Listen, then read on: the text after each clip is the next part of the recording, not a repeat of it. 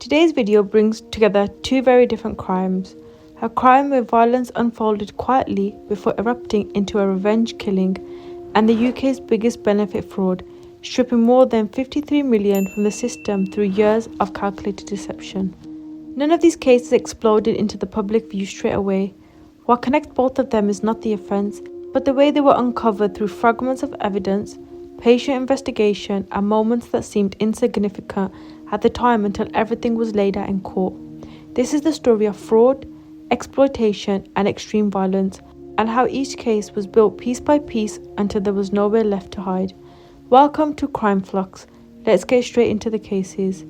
Max Dixon and Mason Wright from Bristol, known to family and friends as ordinary young men with lives rooted in the city. On the day they died, they were moving through familiar streets, doing nothing unusual and carrying no sense of risk or threat.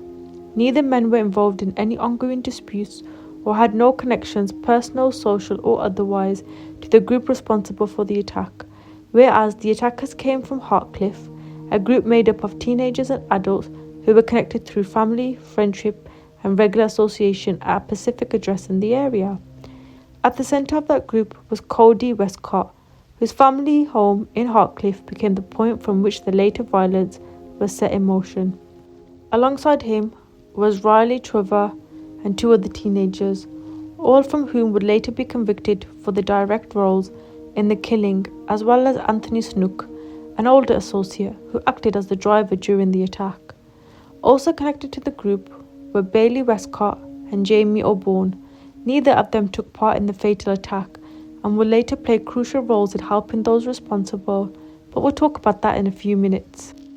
The incident that triggered everything happened at a house in Hartcliffe, Bristol, an address already central to the lives of the people inside. Later that evening, a brick was thrown through a window of the property. It was sudden, loud and unmistakable. Whoever threw it did not enter the house or confront anyone directly. The act itself lasted seconds. The damage was immediate, glass shattering inside the property, breaking the sense of security of those inside, and turning what had been an enclosed space into the scene of an attack. The window damage was visible, and the noise made it clear this was not an incident. Inside the house were several people, including Cody Westcott and others. No one inside saw who threw the brick. CCTV cameras later showed figures outside the property, but their faces were covered by masks and hooded clothing, making them unidentifiable. There was no clear visual confirmation of who was responsible. The brick was treated as a message, and within moments, attention shifted from the damage itself to those responsible. Phone calls came out almost immediately to make calls and messages with information. Once the idea of realization took hold, events moved quickly. Weapons were already present at the address. Knives and machetes that could be used to cause serious harm were accessible. What stands out is how little time passed between feeling provoked and preparing to act. The shift from anger to action was almost seamless. After leaving the house, the group travelled by car. Anthony was driving. Inside the vehicle was Cody, Riley and two other teenagers who were later convicted but cannot be named because of their age. The purpose of the journey was to locate the individuals they believed was responsible for the brick attack at the Hartcliffe address. The route taken moved out of Hartcliffe and into nearby residential streets in Bristol. There was no confirmation information identifying who had thrown the brick. The group relied on assumption rather than evidence, and driving through areas where they believed the suspects might be found. During the drive, Max and Mason were seen walking alongside Avenue, close to Mason's house. The two boys had just left the house and were walking to a local takeaway to buy food. Despite this, they were mistakenly identified as targets solely based on their presence in the area. The car stopped near the avenue. The attackers exited the vehicle almost immediately. Cody was armed with a large blade weapon described in court as a machete or zombie-style knife. Other members of the group were also armed, including with a baseball bat and additional bladed weapons. The attack began as soon as the group reached Max and Mason. CCTV footage shows the jury captured the incident. From the first contact to the moment the attackers disengaged, the violence lasted approximately 33 seconds. Both Max and Mason were stabbed repeatedly during the attack. Mark suffered multiple knife wounds that caused him to collapse at the scene. Mason was stabbed at a short distance away, close to the entrance of his family home. The injuries sustained by both boys were described as unsurvivable. Within minutes of the attack ending and the car leaving the scene, emergency services were alerted, and the focus of events shifted from the street itself to the immediate response and the start of a major police investigation.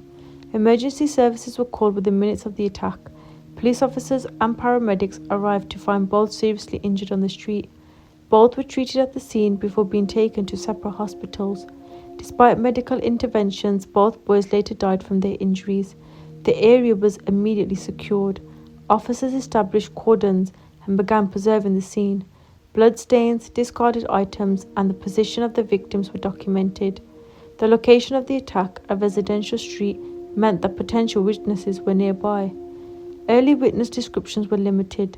The attack had been brief, and those involved were reported to be wearing dark clothing with their faces not visibly clear. Witnesses were able to describe the arrival and departure of the vehicle, which began an early focus of the investigation. Police quickly identified the presence of CCTV cameras in the surrounding areas, including residential systems and nearby street coverage.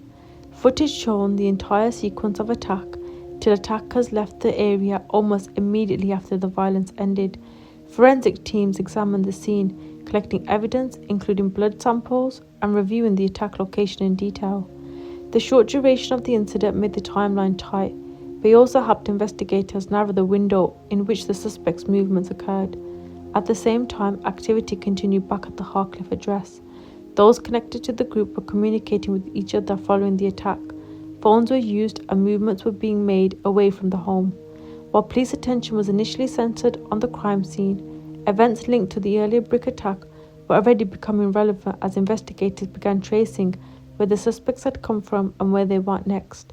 As the immediate response phase ended, officers began linking the street attack to the earlier events that night. In the hours after the attack, action was taken to remove evidence linked to what had happened earlier that night. At the Harcliffe address, a fire was lit in the back garden. Items were placed into the fire and burnt, including clothes worn before and after the attack. The purpose was to destroy material that could later be forensically examined. At the same time, weapons connected to the group were dealt with. Bladed weapons were cleaned, concealed, or moved rather than left in open view.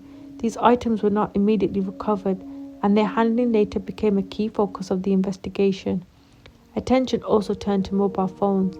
Devices that had been used around the time of the attack were disposed of or destroyed, limiting what could be recovered from phone call data, messages, or location data. These actions took place shortly after the killings, before arrests were made.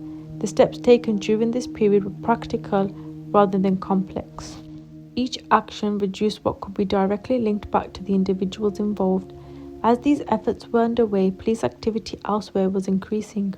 Those actions would soon shift attention back to the people connected to Harcliffe and to others who became involved after the killing, not through violence but through what they did to help those responsible avoid detection. Apart from evidence removal, the investigation later established that help was provided to divert the investigation. Bay Westcott's role focused on assisting with movements and logistics. Evidence shows that arrangements were made to move individuals connected to the killings away from areas where police activity was expected.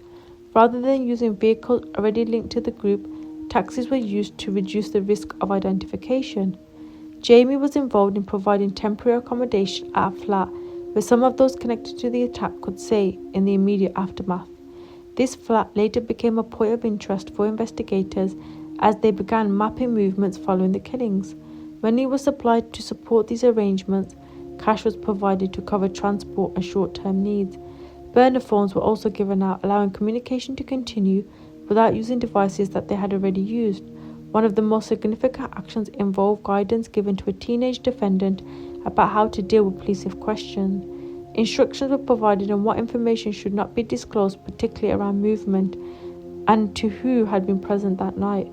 While those actions were intended to shield the attackers, they instead expanded the case, drawing more people into the investigation and setting the stage for the arrest that followed.